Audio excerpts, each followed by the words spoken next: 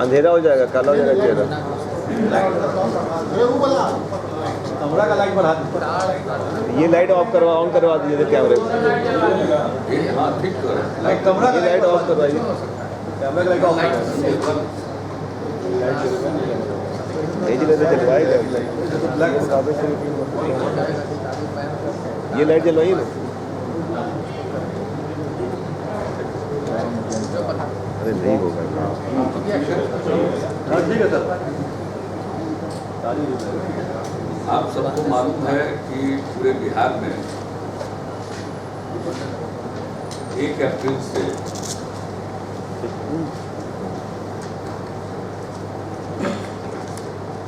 देसी और मसालेदार शराब पर प्रतिबंध लगा दिया गया और जो हम लोगों ने नई उत्पाद नीति बनाई, उस नीति में यह तय किया कि पूरे बिहार में पूर्ण शराबबंदी लागू करेंगे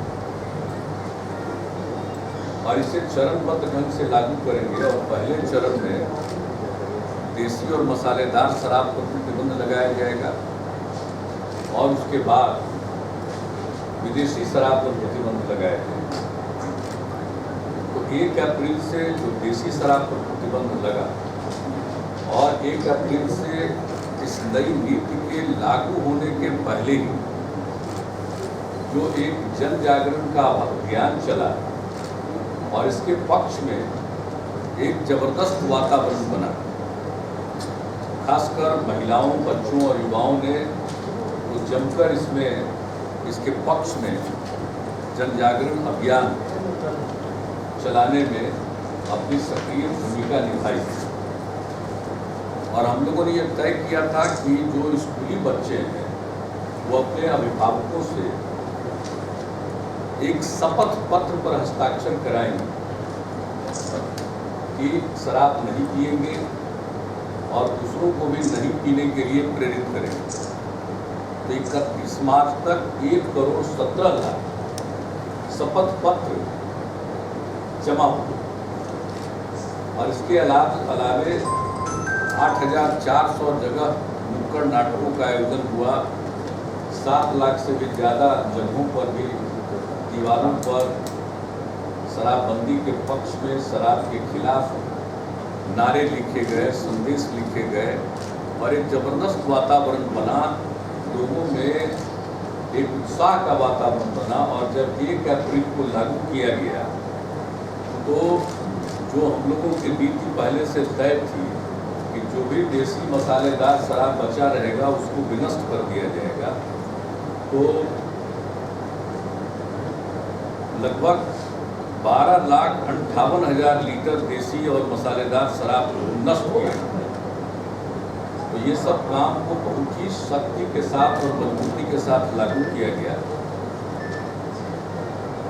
और जो नई उत्पाद नीति की घोषणा हुई और उसके बाद जो चारों तरफ जो इसके लिए कड़ाई की गई थी, तो उसमें लगभग 4,933 लोग गिरफ्तार किए गए, जिसमें पीने वाले भी थे। और अब जो विधेयक में संशोधन किया गया और कड़े कानूनों का प्रावधान किया गया उत्पाद अधिनियम के जरिए, तो इसका भी व्यापक असर है और लोगों ने नए कानून का भी स्वागत किया। तो नीति का स्वागत, कानून का स्वागत और जो शराबबंदी हुई उसका लोगों ने स्वागत किया और एक बहुत ही स्वच्छ वातावरण बना है और ऐसा प्रतीत हो रहा है कि यह एक जन आंदोलन का रूप ले चुका है। सामाजिक परिवर्तन की बुनियाद रखी जा चुकी है बिहार में तो पिछले 1 अप्रैल से हम लोगों ने एक चीज़ और महसूस किया कि जब देसी और मसालेदार शराब को बंद किया और इसका एक ज़बरदस्त वातावरण बना, तो अभी जो पहले फेज में नगर निगम और नगर परिषद के शहरों में विदेशी शराब की सीमित दुकानों को बिवरेजेस कॉरपोरेशन के द्वारा संचालित करना था, तो ये देखा गया कि कई स्थानों पर जब विदेशी शराब की दुकान या उसका रिटेल शॉप खोल रहे थे तो लोगों ने विरोध किया, महिलाओं ने, और कई स्थान पर खुले नहीं। तो ये तो एक ज़बरदस्त वातावरण बन चुका है।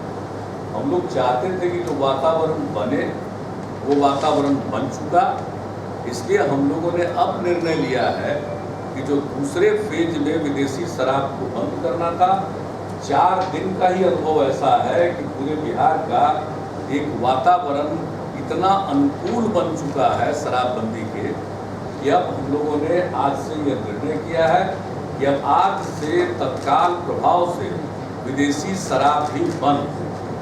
तो आज ही अभी अधिसूचना निर्गत हो रही है और आज के ही प्रभाव से बंद, और अब कोई दुकान बिवरेजेस कॉरपोरेशन के द्वारा नहीं खोला जाएगा।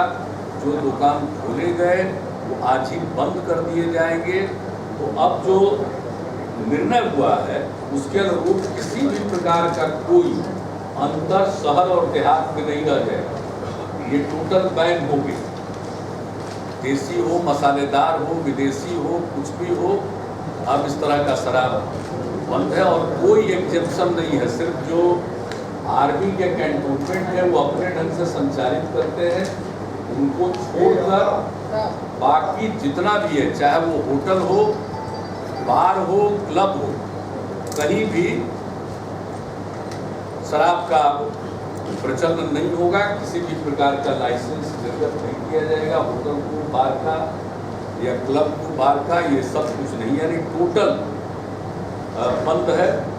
पूर्ण प्रतिबंध लगा दिया गया संपूर्ण राज्य में विदेशी शराब के थोक एवं खुदरा व्यापार अथवा उपभोग को प्रतिबंधित करने का निर्णय आज से ले लिया।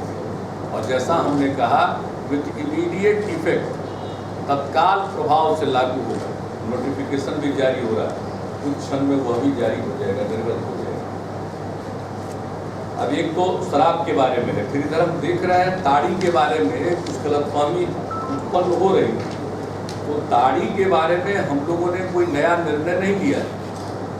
ताड़ी के बारे में जो निर्णय 1991 का है वही निर्णय आज भी है, और जो 1991 का निर्णय है और ताड़ी के व्यापार के संबंध में जो व्यवस्था है उसको फिर से आज इसके बारे में सूचना निर्गत कर दी गई है। और वो सूचना निर्गत कर दी गई है, इसके बारे में आपको जानकारी मेरे ख्याल से जरूर आप लोगों ने दी, आप लोगों ने दी थी। ये ताड़ी के बारे में विभागीय अधिसूचना 187 दिनांक 1 अप्रैल 1991 के तहत ये स्पष्ट है कि नियम 47 के द्वारा ताड़ी की दुकानें निम्नलिखित स्थानों में नहीं खोली जा सकती। ये 1991 से ही है, बीच में अगर वायलेशन हो रहा था तब कोई वायलेशन अलाउड नहीं होगा। 1991 का जो गाइडलाइन है 1 अप्रैल का, वही रिट्रेट किया जा रहा है। किसी हाट बाजार के स्थान पर, किसी हाट बाजार के प्रवेश स्थल पर, शहरी क्षेत्रों में किसी स्नानागार, शैक्षणिक संस्थान, अस्पताल, धार्मिक स्थान, factory, petrol pump, railway station, railway yard, bus station, अनुसूचित जाति अथवा मजदूर कॉलोनी, राष्ट्रीय उच्च पथ या राज्य उच्च पथ या जनता द्वारा उपयोग किए जाने वाले स्थानों से 50 मीटर की दूरी में, और ग्रामीण क्षेत्रों में इन्हीं स्थानों से 100 मीटर की दूरी में, या किसी गांव के सघन आबादी वाले क्षेत्र।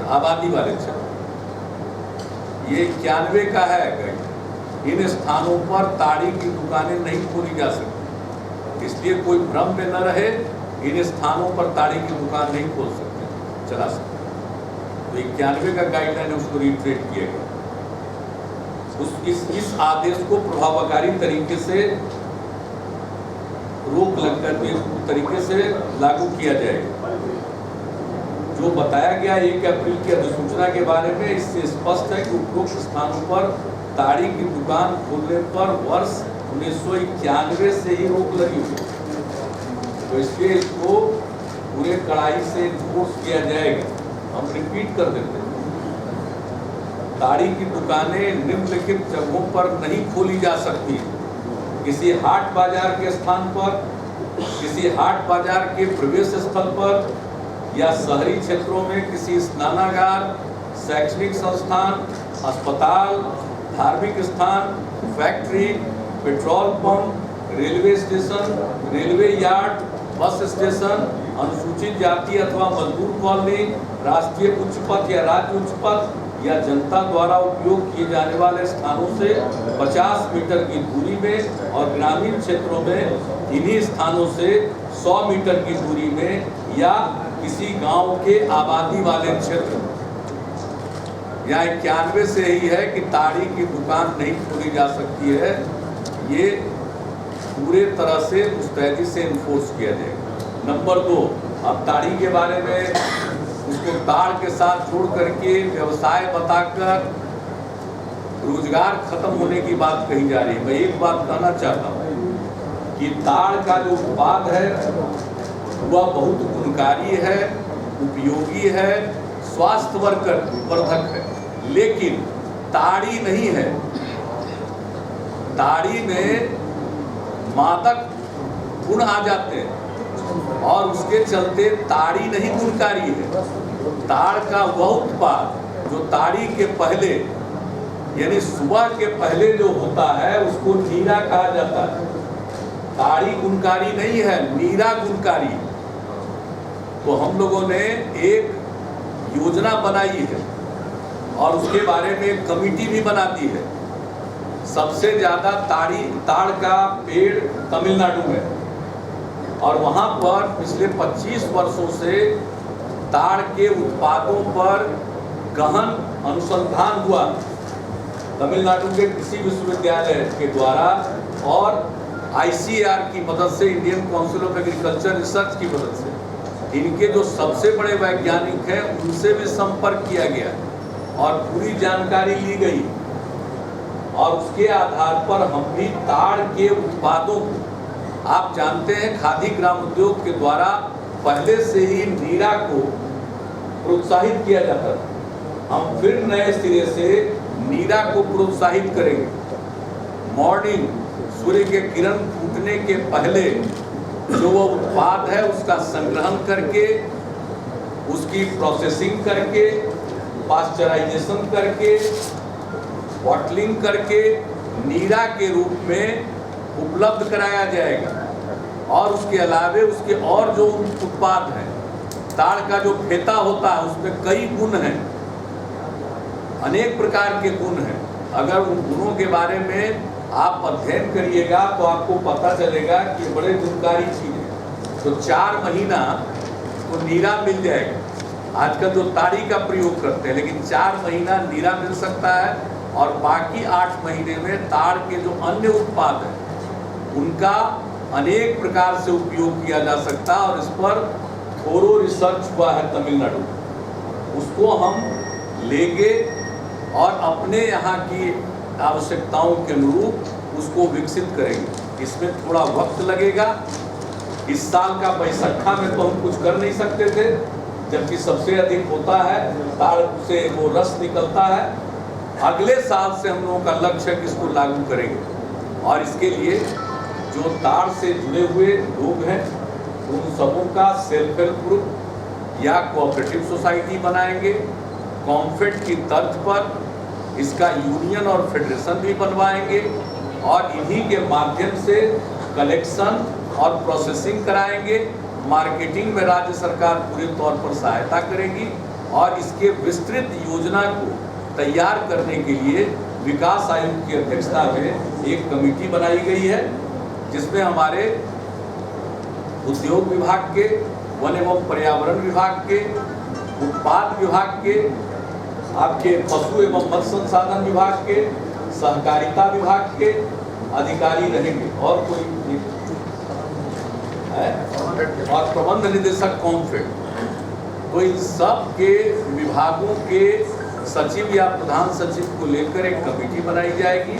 उद्योग विभाग इसका नोडल विभाग होगा।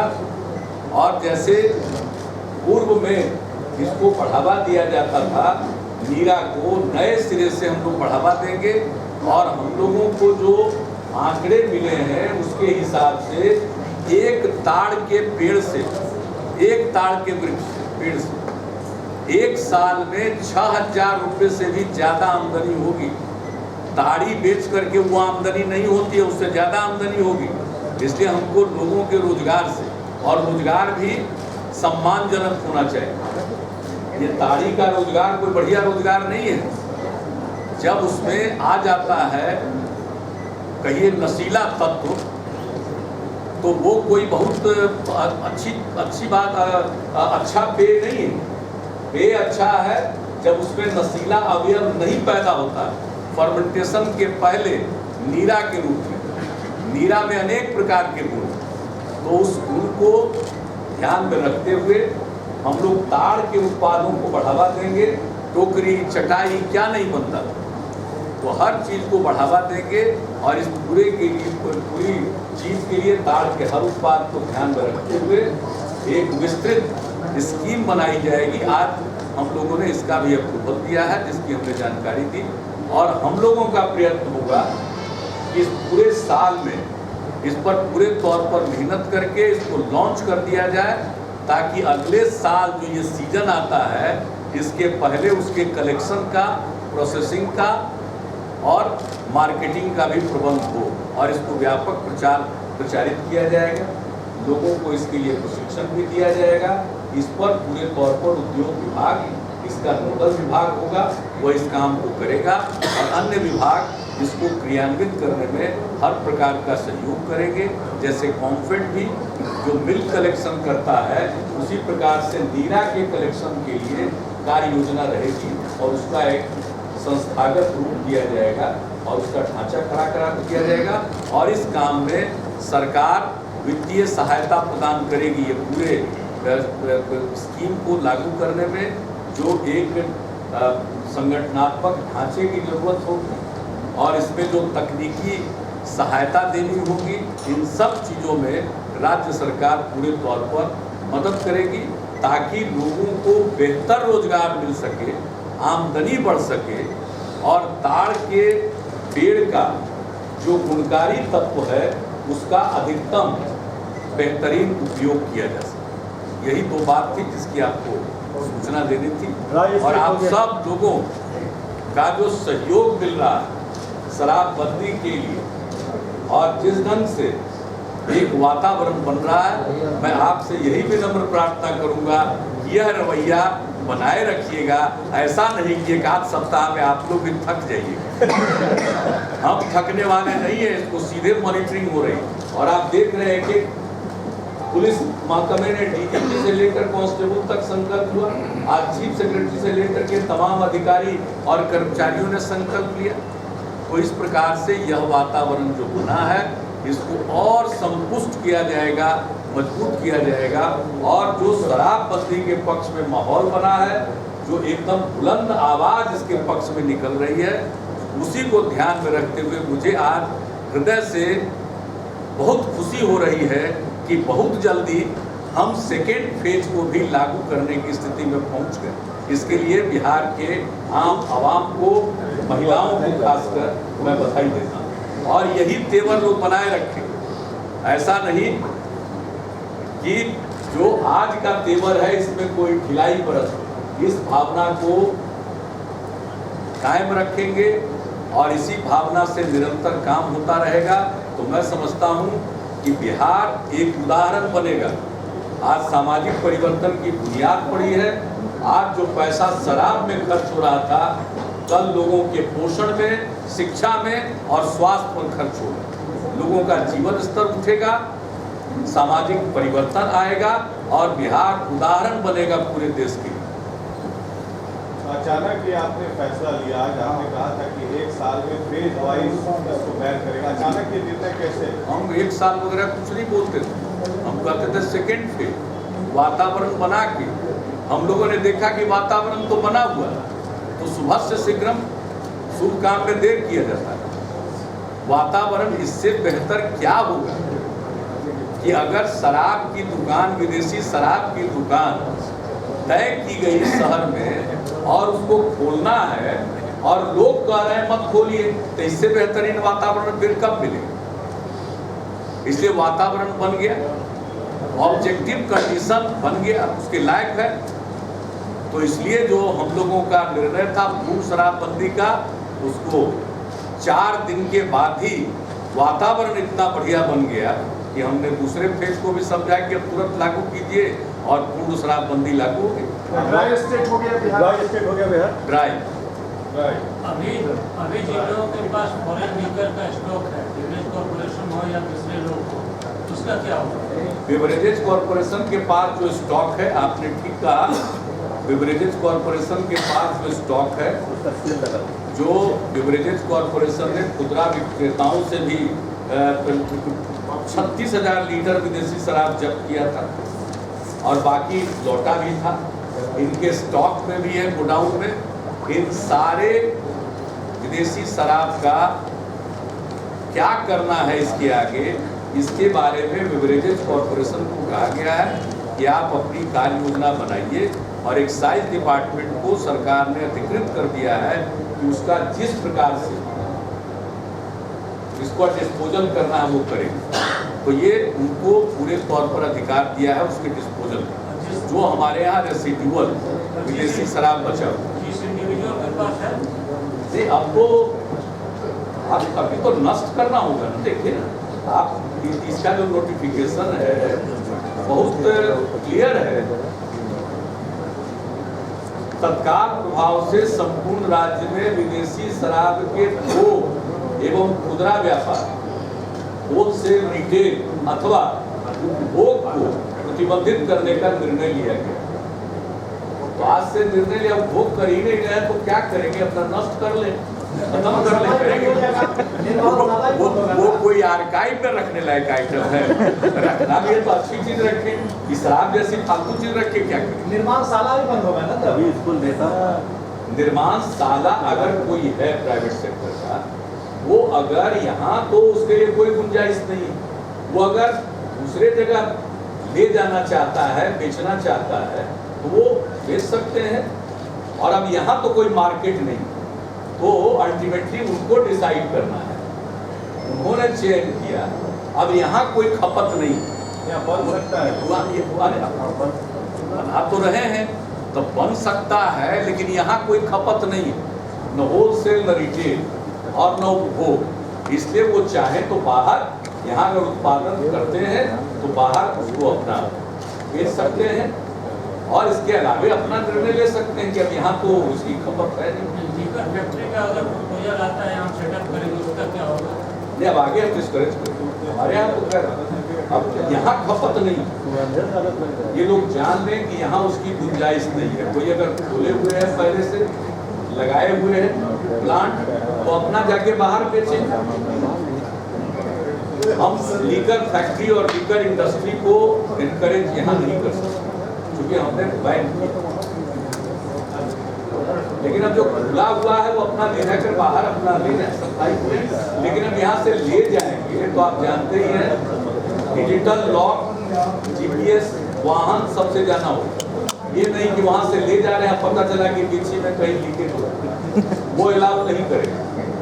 जो पहले से ऑलरेडी इन्फोर्स्ड है, जैसे एक जगह से दूसरी जगह ले जाते हैं बिहार से होते हुए बाहर के राज्य से किसी बाहर के राज्य में, तो उनको digital lock plus GPS mapping, ये जो प्रावधान किया गया है, ये प्रावधान यहाँ के उत्पादकों पर भी लागू होगा। यहाँ कहीं उनको सरकार ने नहीं दिया जाएगा एक बाहर ले जाइए। मुख्यमंत्री जी, ये भी देखा गया है कि जो बॉर्डरिंग स्टेट्स हैं वहाँ के बॉर्डर्स पे खुलेआम सरासर एकदम खुल रहा है दुकान पर, क्या आप दूसरे स्टेट से भी अपील करेंगे कि इसमें आपको सहयोग करें? हमने दूसरे स्टेट के मुख्यमंत्रियों को पत्र लिखा, माननीय मुख्यमंत्रियों को, हमारे डीजीपी, चीफ सेक्रेटरी, डीजीपी और हमारे उत्पाद विभाग के प्रधान सचिव निरंतर संपर्क में रहते हैं और उन्होंने से आग्रह करते इस मामले में सहयोग मांगा। और बाकी